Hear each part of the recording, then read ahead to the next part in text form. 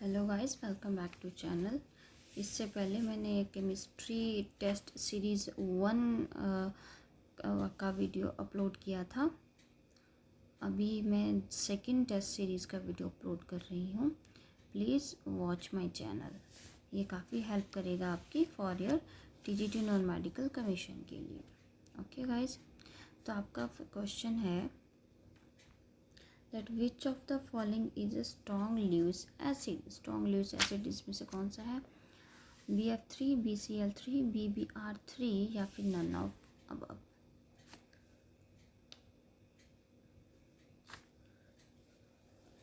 अब अगर हम स्ट्रॉन्ग लुइस एसिड की बात करें तो उसका जो हमारे पास सीक्वेंस आता है वो इस तरीके से आता है। दैट इज़ BI3 सबसे ज़्यादा स्ट्रॉन्ग है, देन BBr3 उससे थोड़ा सा कम, देन BCl3 और सबसे कम BF3। ठीक है, तो आपको ऑप्शन में क्या क्या दे रखा है? BF3, BCl3, BBr3।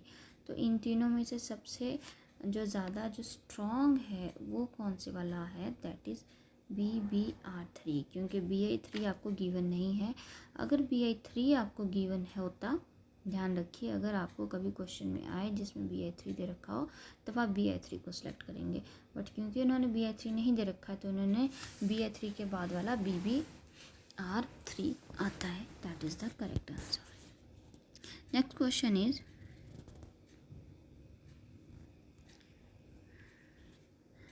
For a particular value of azimuthal quantum number L, the total number of the magnetic quantum number MR 2L है, NL है, 2L plus 1 है या फिर 2L minus 1 है।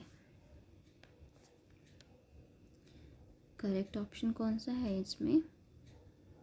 That is C, 2L plus 1। Next question is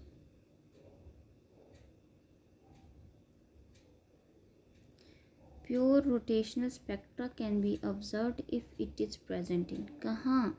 solid state में, गैसीय state में, liquid state या फिर इन एनी स्टेट, कोई भी। इसमें से करेक्ट ऑप्शन है गैसीय स्टेट, ओनली द गैसीय स्टेट। अब देखते हैं next. Which pair will not form an ideal solution? आपको 1 2 3 4 इसको ध्यान से देखिए, आपको 4 ऑप्शन दे रखे हैं। इन चारों में से कोई 3 है जो कि आइडियल सॉल्यूशन बनाते हैं, बाकी सिर्फ एक है जो नहीं बनाता है। वो वाला आपको यहाँ पे फाइंड आउट करना है। इसमें जो आपका करेक्ट आंसर होगा that will be D, that is C2H5, sorry हाँ C2H51, sorry C2H5I and C2H5OH। अब इसमें आपके पास क्या है? ये हमारे पास क्यों आइडियल सॉल्यूशन नहीं बनाता है? ये इसलिए नहीं बताता है क्योंकि यहाँ पे हमारे पास क्या आ रही है? H हाइड्रोजन बॉन्डिंग आ रही है। यहाँ पे क्या है? हाइड्रोजन बॉन्डिंग है, जिसकी वजह से जो हमारा ये मिक्सचर है ये हमारे पास आइडियल सॉल्यूशन नहीं देता है। Okay guys, next question is gun metal is an alloy of. Gun metal के अंदर क्या क्या होता है? A option, B option, C option, D option. ध्यान से देखिए, सोचिए, रिकॉल कीजिए। स्कूल लेवल का क्वेश्चन है कि गन मेटल क्या है, अलॉय है, उसके अंदर कौन कौन से मेटल्स इंक्लूड हैं। तो आपका सही ऑप्शन है this, copper, tin and zinc. Okay guys, next question is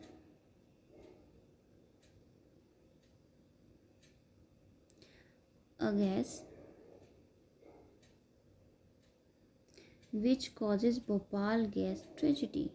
जो भोपाल गैस ट्रेजिडी हुई थी, गैस लीक जो हुई थी, तो वो वाली गैस कौन सी है? Option A CH3 C double bond N double bond S, option B CH3 single bond N double bond C double bond S, option C CH3 N double bond C double bond O, या फिर option D CH3 O N double bond C। इन सारों में जो हमारा correct option है that is option C, CH3N+C+O। इसका नाम क्या है हमारे पास? Methyl isocyanate, methyl isocyanate. अब आपको क्या है, जैसे ये वाली गैस है इसका नाम भी याद करना होगा, इसका जो स्ट्रक्चर फॉर्मूला है आपको वो भी याद रखना होगा। ये तो क्वेश्चन कहीं से भी कुछ भी पूछा जा सकता है, आपको फॉर्मूला ही पूछा जा सकता है। जैसे इस क्वेश्चन पूछा है, आपको नेम पूछा जा सकता है उसका गैस का, ठीक है। Next question is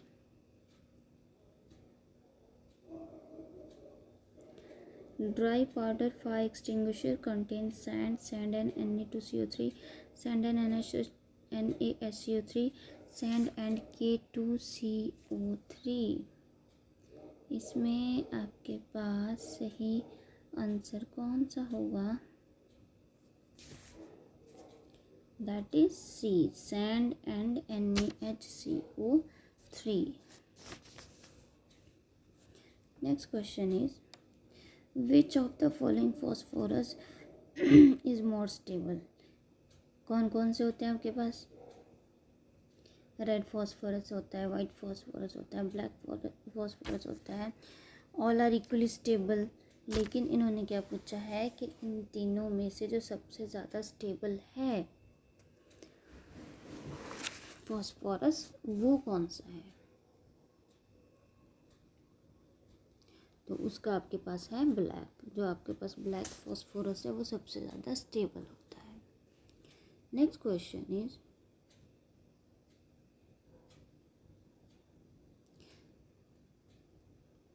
cinnamic acid on decarboxylation gives क्या?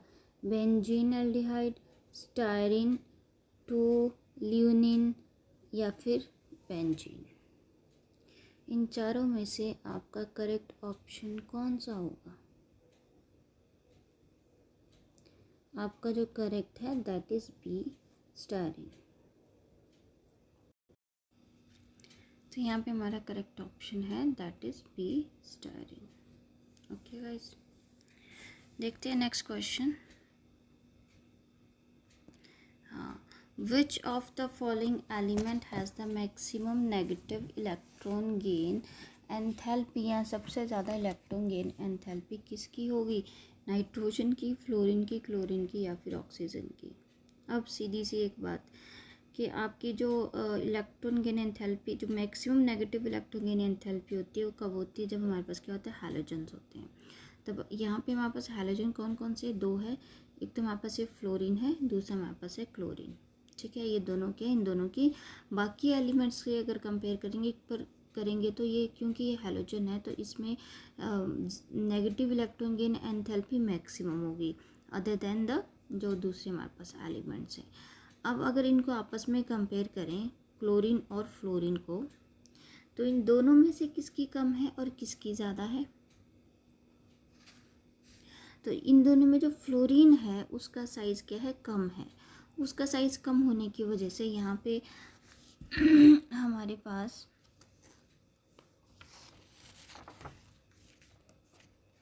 जो हमारे पास रिपल्शन है वो ज़्यादा इंक्रीज़ हो जाती है फ्लोरीन में साइज़ की वजह से, जो कि क्लोरीन का साइज़ बड़ा है जिसमें वो ऐसा नहीं होता है।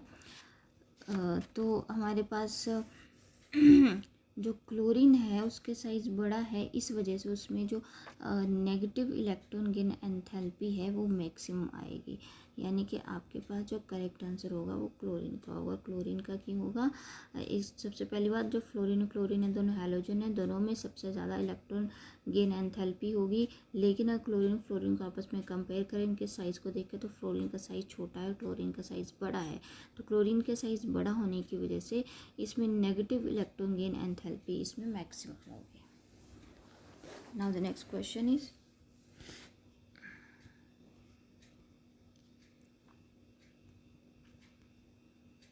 इसमें आपको स्ट्रक्चर पूछी हुई है कि ये हमारे पास एक कंपाउंड दे रखा है, you can see here this is the compound.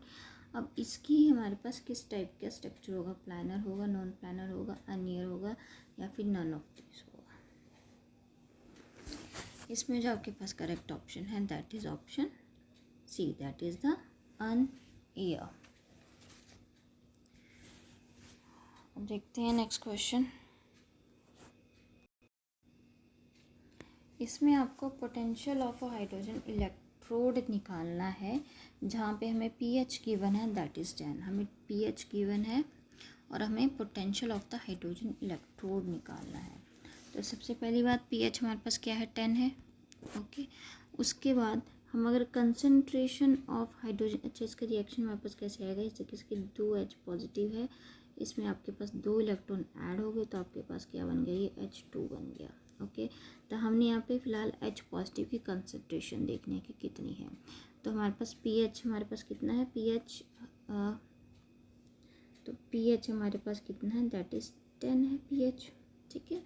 अब हमें निकालनी है H पॉजिटिव की कंसनट्रेशन, वो आपके पास क्या आ जाएगा 10⁻⁴ pH आता है।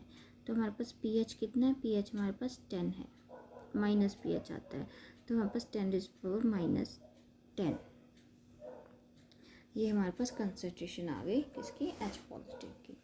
अब हम ई सेल का फॉर्मूला लगाएंगे, that is E cell is equal to E not cell minus 0.059 upon n, sorry पूरा इसमें नहीं आया, मैं दोबारा से करती हूँ इसमें फॉर्मूला। इसमें जैसे आप ई सेल निकालेंगे तो इज इक्वल टू, सबसे पहले तो ई नॉट आ जाएगा, फिर माइनस 0.05 अपॉन n, यहाँ पे 9 भी आएगा, into log of pH2 upon जो कंसंट्रेशन थी H पॉजिटिव की उसका स्केयर। ध्यान से देखिएगा इसको। अब हमारे पास क्या है, जो फर्स्ट हमारे पास ई नॉट है वो तो हमारा क्या आएगा, हमारे पास 0 आएगा। बाकी में देख लेते हैं 0.059 अपॉन n हमारे पास कितना है, इसमें 2 आएगा क्योंकि हम हाइड्रोजन की बात कर रहे हैं, ठीक है। और यहाँ पे पूरा देखने के बाद हमारे पास क्या है, जो log 10⁻⁴ हमारे पास 20 आता है, ठीक है। इसको और आगे फर्दर सॉल्व करेंगे तो हमारे पास आ जाएगा E cell is equal to 0.059 minus into 10⁻20 upon 2। जब हम इसको पूरा सॉल्व करेंगे, आप सॉल्व करके देख लीजिए, वीडियो को पॉज करिए और सॉल्व कर लीजिए। लेकिन सॉल्व करने के बाद हमारा आंसर क्या आएगा, -0.59। यानी कि अगर हम ऑप्शंस को देखें पिछले क्वेश्चन में, तो हमारे पास जो करेक्ट ऑप्शन है that option is C, that is 0.59 B. Okay guys, अब देखते हैं next question. According to the Curie Weiss law आपके पास क्या है, A B C D, आपको 4 ऑप्शन दे रखे हैं, A B C D। ध्यान से देखिए और बताइए इसमें से जो करेक्ट ऑप्शन है वो कौन से वाला होगा। इसमें जो आपके पास करेक्ट ऑप्शन है that is A। Next question is which of the following ion has the maximum magnetic moment, किसका मैग्नेटिक मोमेंट सबसे ज़्यादा है। आपको ये 4 चीज़ें दे रखी हैं। सबसे पहले मैग्नेटिक मोमेंट की बात कर लेते हैं कि मैग्नेटिक मोमेंट किसका ज़्यादा होगा, जिसमें maximum number of unpaired electrons होंगे, अनपेयर्ड इलेक्ट्रॉन्स होंगे और सबसे ज़्यादा होंगे, ठीक है। तो अगर हम इन सब की कॉन्फ़िगरेशन की बात करें तो जो हमारे पास फर्स्ट ऑप्शन है इसकी कॉन्फ़िगरेशन हमारे पास कैसे आएगी, AR ऐसे करके 3D10, ये इसकी कॉन्फ़िगरेशन है। सेकंड वाले की कॉन्फ़िगरेशन क्या आएगी, AR bracket 3D1। Third option है उसकी क्या कॉन्फ़िगरेशन आएगी, AS 3D1 4S2। लास्ट है Mn2 पॉजिटिव, इसकी हमारे पास क्या आएगी, AR 3D5। अब आप अपने आप देख लीजिए कि किस में कितने हाफ फील्ड सबसे ज़्यादा है। अनपेयर्ड यहाँ पे सबसे ज़्यादा है, तो यहाँ पे D10 है, यहाँ पे मैक्सिमम, यहाँ पे कोई अनपेयर्ड नहीं है। यहाँ पे D में आपके पास 1 आ रहा है तो यहाँ पे 1 अनपेयर्ड है। यहाँ पे D में हमारे पास 1 आ रहा है, मतलब ये भी 1 अनपेयर्ड है। यहाँ पे हमारे पास कितना आ रहा है आंसर में, आंसर में हमारे पास ये जो है हमारे पास D, उसमें आ रहा है हमारे पास 5 आपके पास अनपेयर्ड इलेक्ट्रॉन्स हैं इसमें, तो because of the maximum number of the unpaired electrons, आपका जो हमारे पास D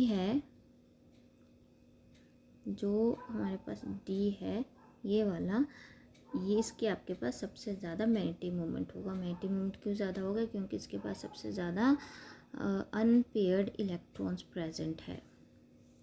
next question is hyper configuration is also known as, क्या है? Baker Nathan effect, no bond response, sigma pi configuration, या फिर ऑल ऑफ दीज।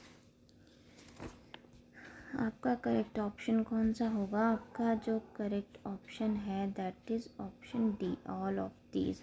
जो hyper configuration, इसमें सारी चीज़ें आ जाती हैं, Baker Nathan effect, no bond resonance, या फिर सिग्मा कॉन्फ़िगरेशन। अब देखते हैं नेक्स्ट क्वेश्चन की तरफ। Anisole belong to the class of ketones, ether, amines, या फिर स्क्रीनिंग। इसमें जो आपका करेक्ट ऑप्शन है that option is B, that is the ethers. अब देखते हैं गाइस द लास्ट क्वेश्चन, इसको अब ध्यान से देखिए। The value of the screening constant for an electron in 1s orbital screening another 1s electron is कितना है? 0.30, 0.35, 0.85 और लास्ट है 1.0। इसमें जो आपका करेक्ट वाला आंसर है वो कौन सा होगा? जो करेक्ट आंसर है दैट इज़ 0.30। इसे आप याद रखिएगा, ये फिक्स्ड वैल्यू है। ये आपके पास क्या है? स्क्रीनिंग कांस्टेंट है for an electron in the 1s orbital shielding another 1s electron is. ठीक है, तो गाइस यहीं तक था मेरा अभी का वीडियो। अब कल और मैं कुछ वीडियोस देखती हूँ, डालती हूँ। आप प्लीज़ मेरे चैनल पे बने रहिए, मेरे चैनल को वॉच कीजिए, सब्सक्राइब कीजिए, लाइक कीजिए, शेयर कीजिए प्लीज़। मेरी मेहनत है इतनी, रात रात को जाग के मुझे वीडियो बनाना पड़ता है। So please guys, everyone please just help me, subscribe my channel. Thank you very much.